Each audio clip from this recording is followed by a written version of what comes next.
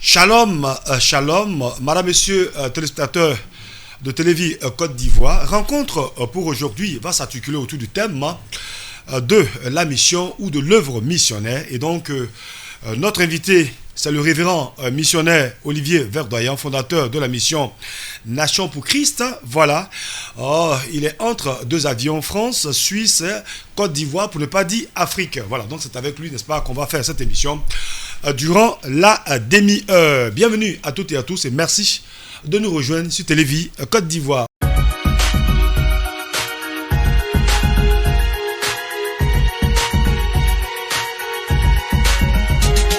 Homme de Dieu, shalom. Shalom, soyez bénis. Comment ça va? Ça va très bien par la grâce de Dieu. Allez, rencontre, je veux dire, c'est de permettre, n'est-ce pas, aux téléspectateurs de vous connaître, de connaître les serviteurs de Dieu d'ici et d'ailleurs.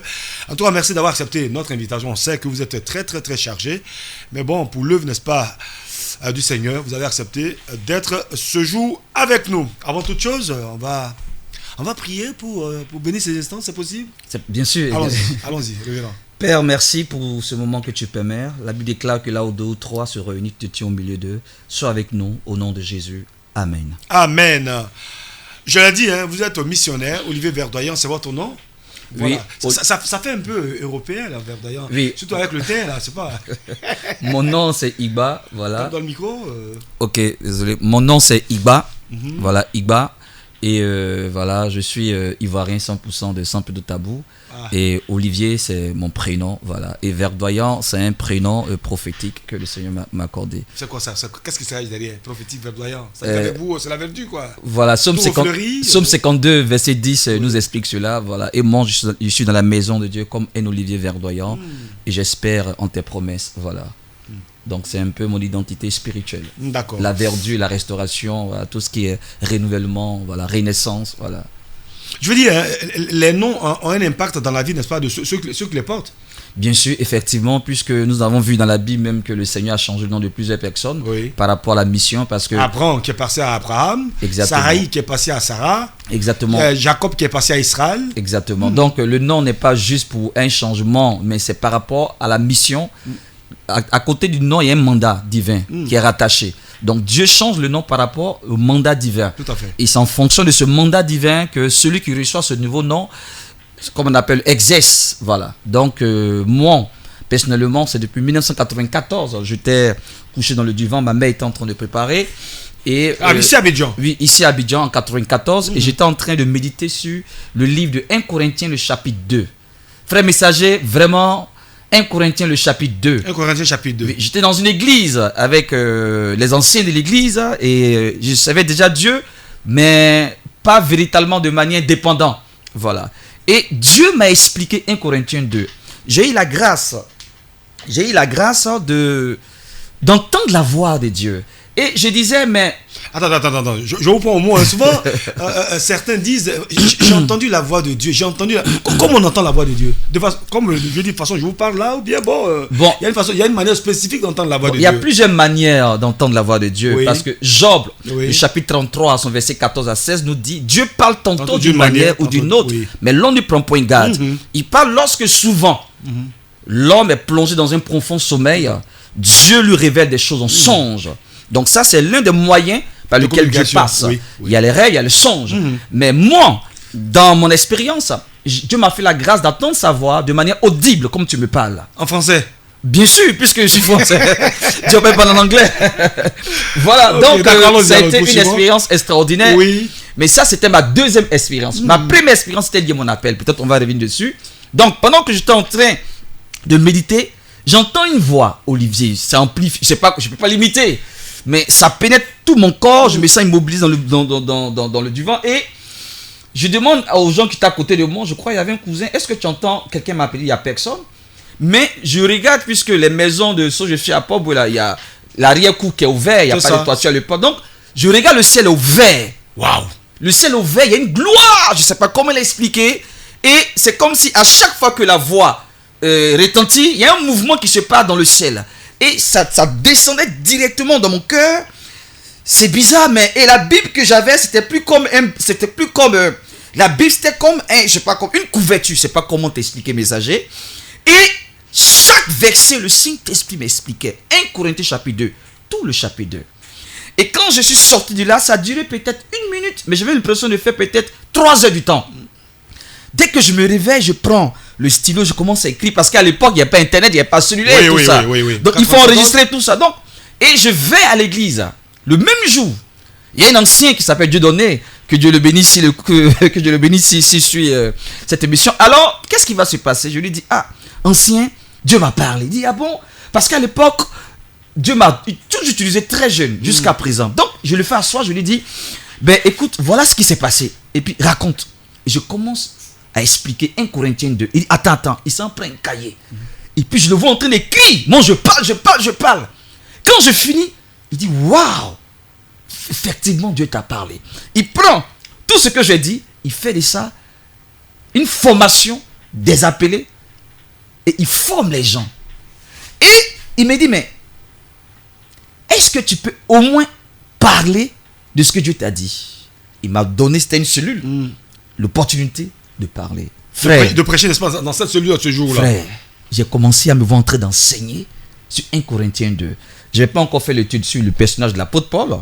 Je n'ai pas encore fait l'étude sur les écrits de l'apôtre Paul. Je n'ai pas encore fait l'étude sur qui est l'apôtre Paul, son ministère et tout ça. Mais c'était fort. C'était fort. Et ce qui m'a vraiment impressionné, c'est le verset 6 de 1 Corinthiens 2. D'abord, au verset 2 à 3, l'apôtre Paul dit qu'il n'est pas allé chez les Corinthiens pour montrer une supériorité de langage. Tiens-toi bien que Corinthe était une ville des personnes qui étaient vraiment versées dans la connaissance, dans le savoir. Dans les Écritures. Pas les Écritures, le savoir de manière universelle. Et il y avait vraiment des personnes, des sachants, des philosophes. Donc l'apôtre Paul les connaissait. Donc, pour les gagner, il s'est fait humble. Il dit, je ne suis pas venu avec une supériorité de langage, mais je suis venu vous prêcher Christ. Dans un esprit de tremblement. Et il dit que Jésus-Christ et Jésus-Christ crucifié, ça fait 2 choses, mon frère. C'est en 94 que tu me donnes la révélation de la différence entre Jésus-Christ et Jésus-Christ crucifié. C'est le fondement de l'évangile, frère. Et je vois qu'aujourd'hui, beaucoup de chrétiens n'ont pas compris ce mystère de Jésus-Christ et Jésus-Christ crucifié. Parce qu'annoncer Jésus-Christ n'est pas l'évangile. Annoncer Jésus-Christ crucifié n'est pas aussi l'évangile. L'évangile, c'est les 2 piliers de Jésus-Christ et conjonction de coordination, Jésus-Christ crucifié. Parce que dans les écrits, on voit que Paul marque une virgule, il dit Jésus-Christ, virgule, Jésus-Christ crucifié. Et il poursuit en disant, ma prédication et mes paroles ne reposent pas sur des discours persuasifs qu'enseigne la sagesse humaine. Donc l'apôtre Paul est en train de dire à ses Corinthiens, vous m'avez connu.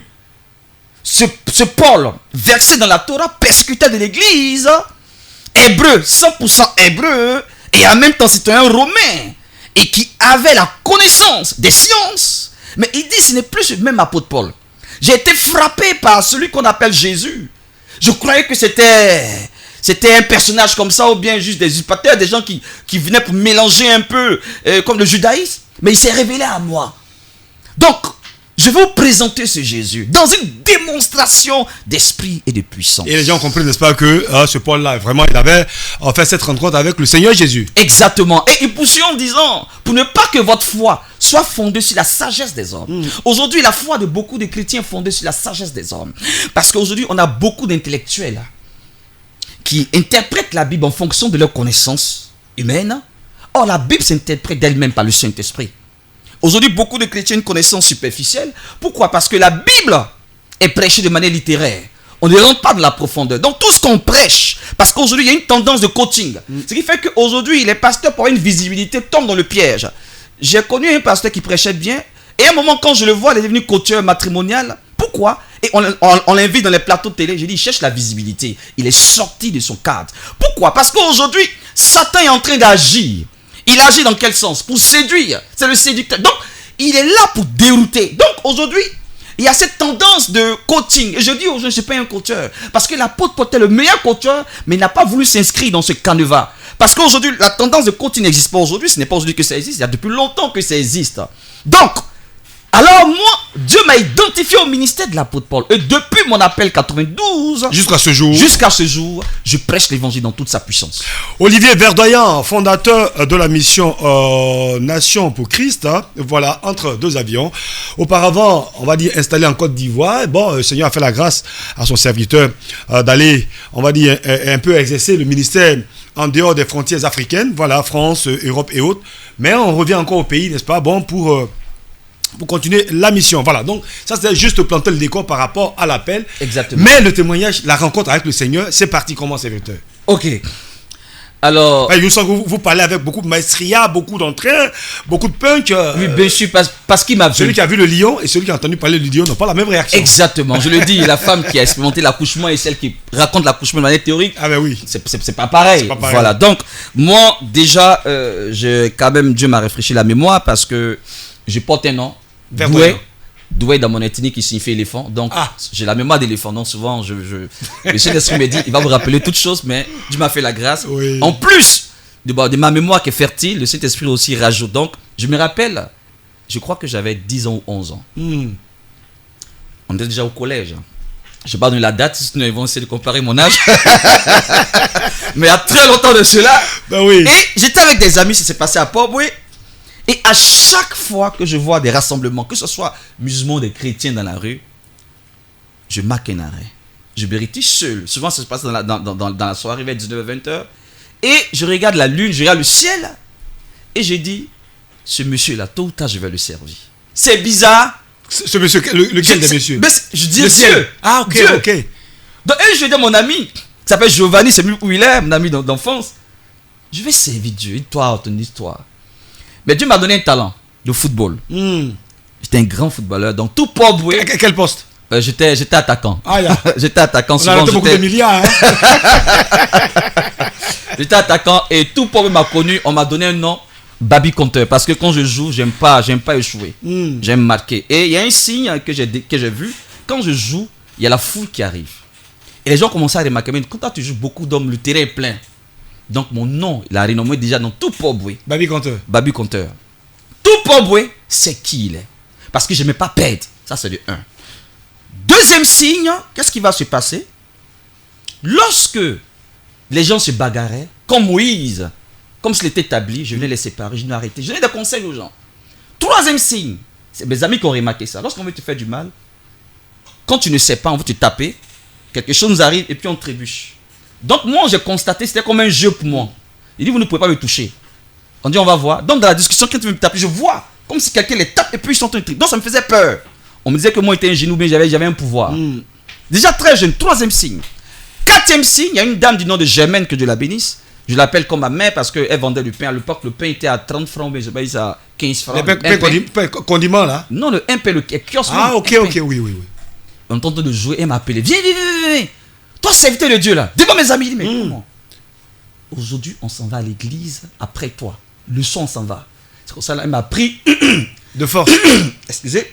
Et on est allé aux assemblées de Dieu de Port-Boué ici à l'abattoir. Et c'est comme ça que j'ai commencé un peu à fréquenter. Au temps du pasteur Nagalo Jérémie, c'est dans les années au moins 88, 86, 88. Mais je dis, serviteur, c'est elle. Ça, c'est le signe. Oui, mais c'est elle qui vous envoie à l'église. La réaction des parents, puisque bon, je veux dire. Bon, en ce moment, j'étais jeune, l'appel, c'est pas encore déclenché. On est en ce moment à la période du signe, c'est de la saison du signe. Parce que avant l'appel, il y a un signe. Avant l'appel, il y a un signe. Avant l'appel, il y a un signe. Et on ne peut pas servir Dieu en se focalisant seulement sur l'appel. La Bible déclare que ceux qui les a connus d'avance les a prédestinés. C'est ça. Et c'est ce signe qui révèle ça. Donc je continue dans les signes. Et après, nous rentrons dans l'année 90. L'année blanche, on était au collège et on criait au faux voleur, tout ça. Donc, j'avais relâché un peu. J'avais un trio d'amis, vraiment très très canaille. On avait peur de rien. Dieu m'a dit, cet enfant-là, si je ne le ramène pas, il sera dangereux. Parce que je marchais avec des gens déjà qui fréquentaient les gangsters, les brigands, je jouais au poker, je fumais déjà. J'ai des amis qui prenaient la drogue, j'avais pas peur. J'étais le plus jeune, petit, mais j'avais pas peur. Alors, je sentais que la dame priait, intercédait pour moi. Je sentais ça. Par moments, j'étais triste. Et un jour, qu'est-ce qui va se passer? Dieu va me toucher par le bien d'un missionnaire évangéliste qui va rentrer chez nous. Parce que j'avais pris l'ordre de mon père en ce moment, sa médaille de travail. J'avais vendu. Donc, il y avait une malédiction qui me suivait déjà. Parce que l'or ne se touche pas. Et il y a des lois dans notre ethnie et tout ça. Et j'étais comme malade. Et j'ai cherché la solution. On ne pouvait pas imaginer que c'est moi qui ai pris l'or. On accusait mes frères. Et un jour, l'homme de Dieu est rentré. Quand il est sorti, je me suis approché de lui. Je dis, j'ai abandonné la main de Dieu. Ma vie est en train d'être détruite. Aide-moi. C'est moi qui ai pris l'or. Il m'a appris, allons-y, confesser. Le lendemain, toute ma famille est là. Puis je confesse tout ce que j'ai pris de mes soeurs. Les gens sont étonnés. Toi! Et c'est comme ça, ils m'ont dit, bon, tant que tu ne trouves pas l'or, on ne te met pas à l'école. Ça coïncidait un peu avec mon appel. Parce que j'étais au collège de l'autoroute. J'étais très bien en mathématiques parce que mon rêve, c'était d'être un pilote d'essai. Il y a une différence entre un pilote de ligne. Parce que j'avais un voisin dont le père était Steward Air Afrique à l'époque. Et il m'a dit, si tu as le BPC, tu vas en France. Voilà, je vais te permettre de faire ta formation en pilote. Et donc, moi, je me focalisais sur cela. Et je rêvais déjà, j'aimais les airs. Et un jour, dans mon sommeil, Dieu me dit, je te ferai pilote des airs, des terres, de toute l'atmosphère. Je n'ai pas compris ça. Donc, moi, je me dis, ah, Dieu a exaucé mon vœu. C'est ça. Et j'étais zélé, je bossais les maths, les physiques, tout ça. Et même souvent, j'osais prendre comment on appelle, les devoirs de maths, de 4e, 3e, pour développer mon concept intellectuel et tout ça. J'arrivais un peu, souvent, et mon professeur de mathématiques, on échangeait bien. Et comme tu sais qu'à l'époque, les jeunes aimaient bien frimer. Moi, par contre, j'aimais bien frimer. Donc, à l'époque, des bleus blancs, les souliers, mon professeur me dit, mais quel est le professeur entre nous deux? Donc, souvent, me laissait aussi diriger les cours. On m'appelait El Professeur, déjà. Donc, quand il dirige les cours, à un moment, je ne sais plus ce que je dis. Je commence à parler de Jésus. Et je vois les gens qui pleurent. Sur ma feuille de devoir, j'écris, je vois rien, je vois tout est blanc. Je dis, mais qu'est-ce qui m'arrive? On m'a dit, peut-être qu'on m'a jeté un sort. Donc, ça coïncidait aussi avec ce que mes parents ont dit. Ah bon? Ton histoire de Dieu là, voilà pourquoi tu ne veux pas travailler. Bon, on te chasse. Mes parents m'ont chassé. De la maison. De la maison. Je dormais sur le banc de l'église et souvent au marché de Port-Boué. Je sentais la présence de Dieu. Quand je parle, les gens pleurent. Je prie, les guéris. Donc, je dis, mais qu'est-ce qui m'arrive? Je luttais. Je dis, non, je ne vais pas servir Dieu. Les missionnaires qui sont aux États-Unis, quand je me mets dans une séance de prière, toi, viens. Toujours, je dis, Seigneur, je suis fatigué. Tant que tu ne me parles pas, moi, je vais me donner la mort. J'étais tellement oppressé. J'avais pas de famille. On m'a régné. Dans le quartier, on se moquait de moi. Des jeunes filles de mon collège venaient. Je traitais mes devoirs au marché pendant que j'apprenais la cordonnerie. Au marché de Port-Boué ici. Et tu t'as bien. Il y avait un ami d'enfance, aujourd'hui en France, Hervé Gilles. J'ai fait une veillée, comme on appelle, à la gare de la Gonesse, il y a, en novembre, là, le 12 novembre, il était là. On a fait plus de 27 ans d'amitié. Et c'est lui qui m'a appris la cordonnerie. Aujourd'hui, il est établi en France. Donc, c'était pas facile pour mon messager. La moquerie, l'humiliation. Je cachais ma Bible et je courais pour la ligue, je pleurais. L'oppression. Je suis adolescent, je suis jeune, mais pourquoi je subis tout ça? Et j'ai compris que Dieu n'est pas dans l'émotion, dans les principes. Donc, qu'est-ce qui va se passer? Un jour, je me disais, Seigneur, ça suffit. Moi, je sais que je vais mourir. J'étais couché sur le banc de l'église. Et, subitement, j'entends la voix de Dieu pour la première fois. Ça, maintenant, c'est l'appel. Comment Samuel? Il y a un frère qui dormait. J'ai cru que c'est lui qui m'appelait. J'entends mon nom Olivier, une voix amplifiée pour la première fois. Donc je me réveille en sursaut, je regarde et je sens, comme on dit, la présence de Dieu souvent se manifeste par une chaleur, tu sens que tu as des sensations de... Voilà, je dis, mais qu'est-ce qui m'arrive? Il dit, oh, j'ai pris la voix comme la voix du diable. Je dis, ça c'est quoi ça? Je me recouche. La deuxième fois, quand je rentre la voix, la deuxième fois, je suis immobilisé. Il dit, ça y est, ça, je suis en train de mourir, c'est fini ça, c'est bon. Pour la troisième fois, c'est comme si on ouvre mes yeux. C'est pas si c'est pas une vision nocturne, c'est pas une vision nocturne parce que je suis pas endormi. J'ai les yeux ouverts, le plafond disparaît. Messager. Le plafond disparaît, je vois pas le ciel qui est là. Vous voyez, je sais pas comment t'expliquer. Le firmament. C'est même pas le firmament, mais il y a un ciel, mais ce n'est pas ce ciel qu'on a l'habitude de voir. Bref, je ne peux pas expliquer. Donc, je vois comme, je me rappelle, il y a, tu vois, quand le tonnerre gronde. Oui, oui. Tu vois, ça fait des... Donc, je voyais ça qui venait directement, toujours au niveau de ma poitrine. Et j'étais immobilisé. Et je me voyais décoller. J'ai dit, ah ça y est, je suis en train de mourir. Et je voyais mon corps, là. Et je me voyais passer comme si c'était transparent. Le lieu est devenu blanc comme la nuit envahit la salle. Il dit, ça y est, je suis en train de mourir. Au fur et à mesure que je me rapproche, la voix devient encore plus en plus intense. Et la voix va dire, mon serviteur. C'est comme si on me bloquait. Je voyais des mouvements, je ne sais pas comment t'expliquer, des mouvements d'ange. Des mouvements d'ange. Et je voyais comme Tu vois, la trompette, ce n'est pas une trompette, mais je sais pas comment t'expliquer. Au fait, Ah, mon intelligence retient trompette. Mais le Saint-Esprit me dit, ce n'est pas une trompette. Bon, est-ce que tu comprends ça? Et qu'est-ce qui va se passer? Dans tous les cas, c'est un instrument de musique. Un instrument de musique. Mais ce n'est pas un instrument de musique qu'on a l'habitude de voir. Et il y a le son qu'ils émettent, c'est mon nom. Avec mon mandat. Et Dieu me parle. Tu ne mourras pas. Et il me dit mon mandat. Ça a duré peut-être 30 secondes. 30 secondes. Mais j'ai l'impression de faire des heures. Une éternité. Je ne sais plus si c'est 31 minutes. Frère, quand je me réveille du banc, je touche le frère. Il parle. L'onction tombe, il commence à parler en langue. Je sors de la salle vers l'ancienne mairie de Port-Boué. Il y a un fou qui me voit. Et puis, court. Il se couche. C'est un envoyé de Dieu. Il prophétise. Le fou. Les gens courent. Il commence à prêcher. Ça tombe. Voilà comment Dieu a commencé à agir. J'arrive en famille. Frère, je rentre. Dieu me téléguide comme il est en train, comme l'a dit à Gédéon. Va renverser les autels de ton père. Rentre dans la cuisine. Je vois des autels, des trucs bizarres. J'enlève. Je mets un brûlé. Et personne n'osait m'approcher. Voilà comment la puissance. J'avais comme l'impression que le monde était dans ma paume. La peur a disparu. L'angoisse a disparu. Il y avait une assurance, une sécurité. Il y avait une joie pas possible. Et Dieu a commencé à opérer des miracles. Et c'est dans cette même période que j'ai fait la connaissance de ce grand prophète, le prophète Kakou Sévérin, qui a marqué sa révérence en 2001. Nous sommes en ce moment en 94 maintenant. Il y avait une cellule à Port-Boué où je prêchais. Et Dieu a commencé à opérer des miracles. Il y a une jeune fille qui a été guérie de la folie, qui a eu le bac à 16 ans à l'époque. Et il y avait mon cousin qui s'appelait Olivier. Sa mère venait demander, on venait demander après moi, après mon cousin, on dit le magicien ou bien le païen. On m'appelait le magicien. C'était mon surnom, le magicien. Tellement, je veux dire, le Seigneur, n'est-ce pas, vous utilisez des choses extraordinaires. Les gens ne pouvaient pas comprendre cela. Et voilà comment l'appel s'est manifesté. Et moi, je dis à Dieu, je ne suis pas dans les discussions. Je veux voir ta main à l'œuvre. Moi, je voulais être pilote d'essai. Parce que les pilotes d'essai, c'est des personnes qui sont des experts, qui testent d'abord les avions. Oui. Tu comprends? Les avions commerciaux d'abord. Et quand ils finissent de valider, maintenant, on met ça en ligne. Voilà. Et ça, c'était ma vision. Dieu m'a dit non, tu seras plus que ça. Et voilà comment j'ai dit au Seigneur, manifeste-toi dans ma vie. Ma nièce a été paralysée de manière mystique. Il a envoyé chez les christianistes dans beaucoup de coins. Rien. Quand j'apprends ça, je rentre.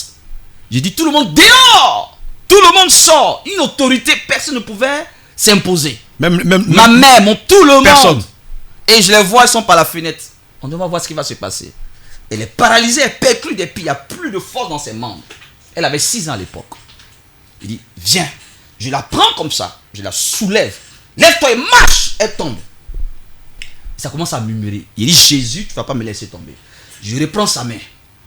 Lève-toi et marche. Elle s'appelait Adjoa. Son père était Agni. Une seconde fois. Il dit, Seigneur, elle tombe.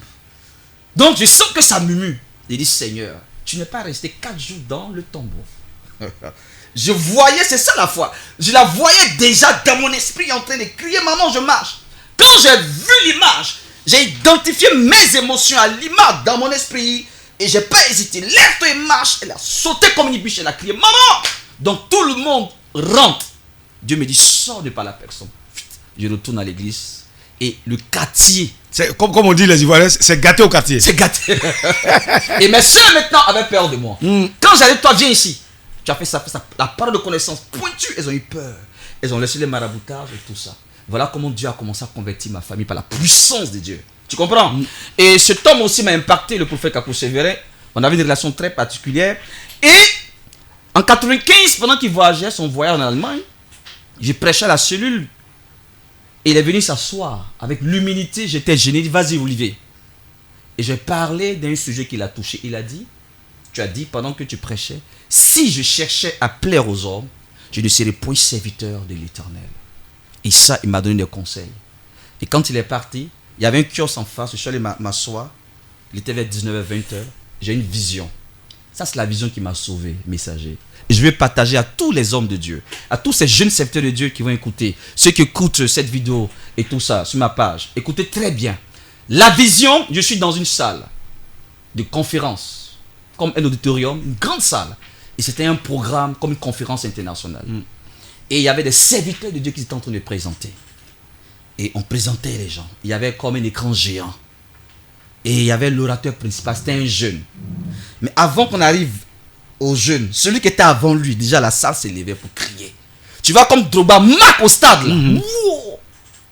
Et c'était des clameurs. Quand on arrive au jeune, quand il s'élève, non, ça crie.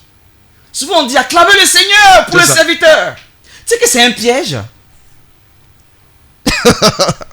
Dieu m'a fait comprendre que on ne doit pas dire acclamer le Seigneur pour le serviteur. C'est comme si on acclame à sa place Dieu. Je ne sais pas si tu me suis. Donc, je vais expliquer pourquoi je dis ça tout à l'heure. Et dans la vision, je vois que Dieu me dit, voici la voix, il n'entrera pas au ciel. Waouh! Messager, imagine tous les péchés que j'ai cités. Seigneur, il s'est abonné son âme au diable. Il a fait un pouvoir mystique. Non. Le nom, non. Il cite un péché adultère, meurtre. Tout ce que tu veux comme péché visible, grave. Non. Non. Et Dieu me dit, il se consacre, il prie. Il se prive des péchés. Parce que Dieu parle en fonction de mon intelligence. C'est comment je conçois comme péché. Et Dieu ne me répond pas. Je suis troublé. Pendant 3 ans, de 95 à 98, l'église Bethesda méthodiste de Nyangon Sud, je suis invité, l'orateur principal. Il y avait du monde. On m'attendait. Et le thème c'est quoi? Crois et tu verras la gloire de Dieu. Tu vois, l'église méthodiste, la salle est petite, c'est la cour qui est grande. Il y avait plus de 800 personnes dans la salle, mais d'ailleurs plus de 3000 personnes. Il y avait du monde, il y avait plusieurs orateurs. Donc les gens se baladaient, on attendait l'orateur principal. Tu sais, à l'époque, on dit une veillée de prière, l'orateur principal est comme une star là, tu vois. Tout ça, c'est des erreurs, mon frère. Et j'arrive, je suis escorté par mon staff à l'époque. Quand j'arrive, les gens courent, il est là, ça fait ça, ça veut me voir et tout ça. Et là, mon pianiste commence à jouer, l'adoration. Comme je suis chante, messager, je chante 0, il n'y a pas de présence de Dieu. Cependant, les gens tombent en transe. Hein. Tu vois la comédie dans les églises. C'est ça. Moi, je sais comment je sens la présence de Dieu. Les gens tombent, je ne sens rien. Qu'est-ce qui va se passer? Pendant que j'ai dit, Seigneur, qu'est-ce qui se passe? Je ne reçois rien. Mais ça tombe, j'ai arrêté de tomber. Je commence à me repentir. Pendant que je me repens, Dieu me donne la vision. Il me rappelle cette vision. Il dit, c'est aujourd'hui que je vais te dire le pourquoi il n'a pas été sauvé. Pendant 3 ans? Pendant 3 ans. Et j'entends, messager, écoute-moi. Pendant que je suis en train de me repentir, Dieu me dit, il n'a pas su me donner la gloire. Comme quoi, ce n'est ni par la force, ni par l'intelligence. Il n'a pas su me donner la gloire. Comme c'est lui qui le faisait. Seigneur, qu'est-ce que je fais là maintenant? Et tu as de l'intelligence. Tous ceux-là sont là pour toi. Je ne suis pas vu, c'est toi qui es vu. Donc, tout de suite, comment faire pour me fasser dans l'esprit des gens? Alors, tout de suite, j'ai une inspiration. Je dis aux gens, commencez à prier pour les uns pour les autres. Je ne suis rien. Je commence à présenter le Seigneur. Il commence à disparaître. Et il y a une jeune fille qui avait 15 ans. Je me rappelle la preuve de connaissance comme c'était hier. Et un monsieur, on l'a jeté un sort. Elle avait une maladie du cerf. Et chaque année, le jour de son anniversaire, il avait des crises. C'était programmé pendant 10 ans de souffrance. Il allait mourir. C'était un adjoukourou de Dibromou. J'ai fait aussi des croisades là-bas à l'époque, à Dabou. Donc le monsieur est venu. Et j'ai dit, qui a son enfant qui a 15 ans? Ils ont mené une jeune fille. Il dit, tu vois, le jour où tu as eu ton mal, la jeune fille est née. C'est elle qui va prier pour toi. C'est elle qui va prier pour toi. La jeune fille a commencé à prier au nom de Jésus de Nazareth. Elle m'imitait, ça riait. Le monsieur est tombé. Quand il s'est réveillé, il n'a plus sorti de douleur. Wow, comme ça à clamer. Il dit, toi, viens prier. Voilà comment ils ont commencé à prier pour les uns pour les autres. De 2h à 4h30. Frère, à 4h35 que je fuis, les gens ont commencé à prier. On a oublié verdoyant. Voilà comment Dieu m'a appris à comment lui donner la gloire. Depuis ce jour, j'ai peur de la foule. J'ai peur des compliments. J'ai peur. Et ça, c'est les chrétiens. Je termine pour dire que c'était le piège que les femmes ont créé entre Saül et David. Ils ont dit David a tué 10 000. Et David a tué 2000, Saül a tué 1000. Ça crée l'animosité. Bref, pour te dire que ça m'a sauvé. Je dis à tous les jeunes serviteurs de Dieu, je suis contre. Et ça, j'assume. Désolé, je suis contre. Tu me connais pour mon franc-parler. C'est mon expérience que j'explique. Hein. Je suis contre de cette histoire d'honorer les hommes de Dieu avec des trônes. Ils ont les trônes dans les églises, d'autres ont les images même. Hein. Tout ça, c'est anti-biblique. Tout ça, c'est comme contre la loi spirituelle. Aujourd'hui, il y a le culte de la personnalité dans les églises. On impose aux fidèles d'adorer même les hommes de Dieu, entre guillemets. Je ne suis pas contre le respect de l'autorité. Mais quand ça va plus loin, quand ça fait disparaître l'honneur et la gloire de Dieu, il y a un piège derrière. Tout à fait. Voilà. Allez. Oh là là. Je sens qu'il y a tellement de choses à dire. Non, il y a trop, messager. Dieu nous a préparé, ce n'est pas pour rien. Et il y a eu un temps, pour terminer, il y a eu un temps de cachette. N'est-ce pas? Dieu m'a caché. Il y a un temps également aussi pour se révéler. De 2008 jusqu'en 2014. C'était mon temps de silence. D'accord. Chers téléspectateurs de rencontre, voilà. Ah, l'émission Olivier Verdoyen était notre invité. Je sais que vous dites, mais le messager, on peut quoi? Non, mais bah, écoutez, c'est certainement qu'on va se retrouver. Homme de Dieu, allez, mot de fin. Bon mot de fin. Ah là là. Allons-y, mot de fin. On va se retrouver. Bon mot de fin, je veux simplement dire merci au Seigneur. Oui. Et dire à tous les jeunes serviteurs, toutes les personnes qui aimeraient vraiment servir le Seigneur. Parce que la mission est une chose très noble. Tout à fait. Mais il faut avoir des bonnes intentions. On ne sert pas Dieu pour de l'argent. On ne sert pas Dieu pour la notoriété. On ne sert pas Dieu pour se faire voir. On sert Dieu dans le sang du sacrifice. Parce qu'il a dit dans Psaume, servez-moi avec crainte et réjouissez-vous avec tremblement. Voici mon mot de fin. Ok, allez, si on veut vous joindre... Mon téléphone, c'est le 2 fois... Plus 225. Voilà, plus 225. D'accord. 05 05 12 34 90. Voilà. Et ma page officielle, c'est MNC Sentinelle. Ma page officielle Facebook.